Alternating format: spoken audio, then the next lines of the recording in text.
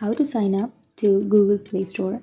So if you want to sign up to your Google Play Store, then open up your Play Store application, and once you've opened, it will take you to the login page. So you can simply choose a Google account. So let me tell you one thing, that if you want to sign up to your Play Store, then to sign up to your Play Store, you need to sign up your Google account. You need to create a Google account. And once you've created your Google account, you can open up your Play Store, and then you can choose that Google account that you have created. So choose the Google account and then tap on OK. And once you tap on OK, now tap on Next, which is on the bottom right.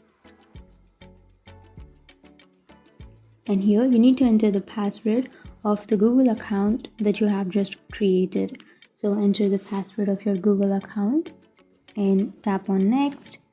And once you tap on Next, now you can choose the verification, the two-step verification. So I'll be choosing the phone number to get the verification code.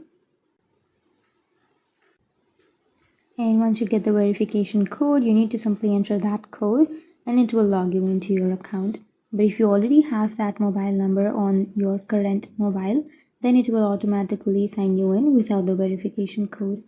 So that's it. That's how you create your Play Store account.